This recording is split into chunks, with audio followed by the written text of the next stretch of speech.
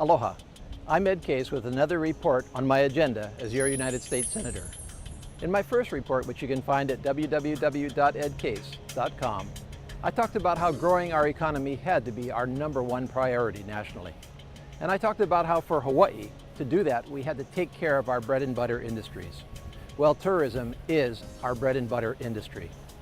Tourism accounts for 25% or more of our total economy here in Hawaii. 160,000 people are employed directly by the tourism industry.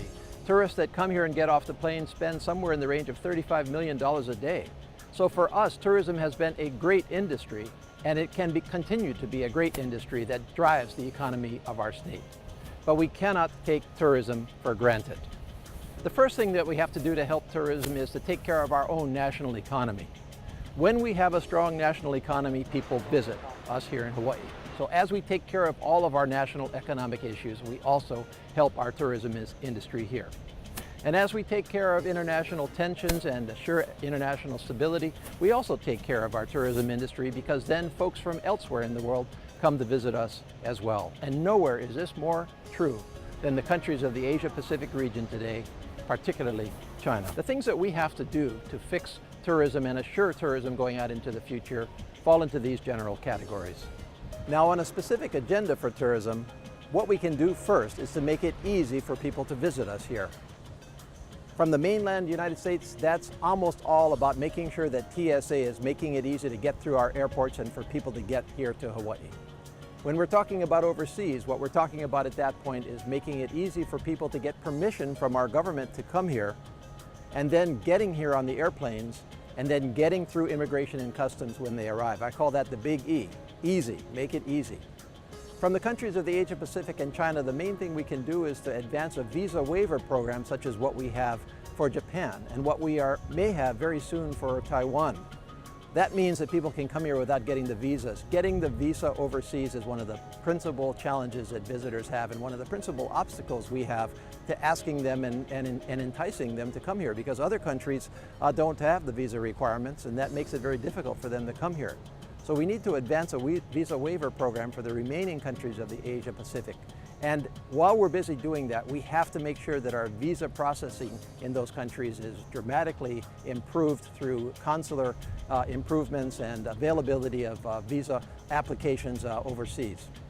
The airlift to get people here has to do with international treaties called Open Skies treaties. And what that means is that two countries agree that their carriers can come directly through each other's ports. We don't have some of those Open Skies agreements with the countries in the Asia Pacific, and need to negotiate those. That will really improve our ability to have direct flights from these countries to Honolulu and to the other islands in Hawaii, and that will make travel much easier, much more accessible. And then finally, immigration and customs. That's just about making sure that we have adequate resources for our immigration and customs inspectors to move people through once they get here.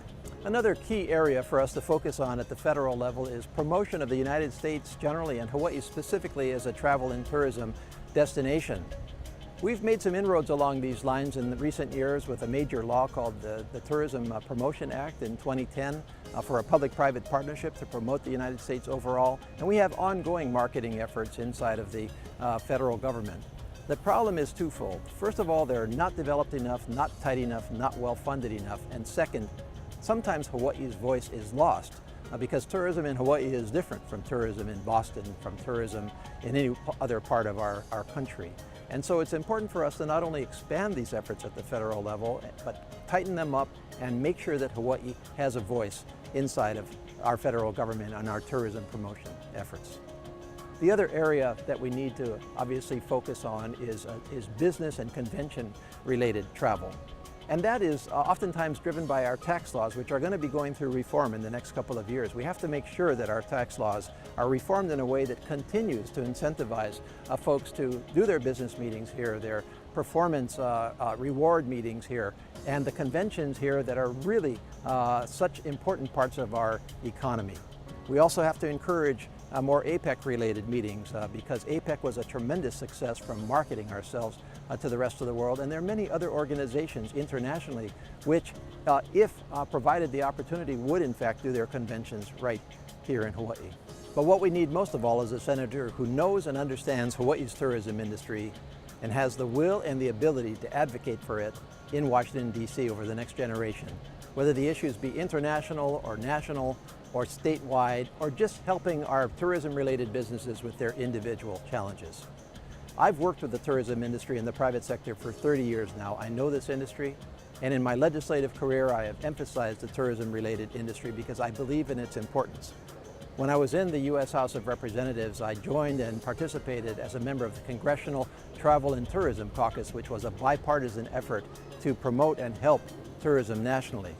I'm happy to say that the Senate just created a new caucus along those same lines, the Senate Travel and Tourism Caucus, just a few years ago, and I would hope to join that caucus right away and participate on a bipartisan basis and help lead tourism-related initiatives across our Senate and across our country. I invite you to take a look at my tourism agenda at www.edcase.com, and I welcome your comments. Thank you very much.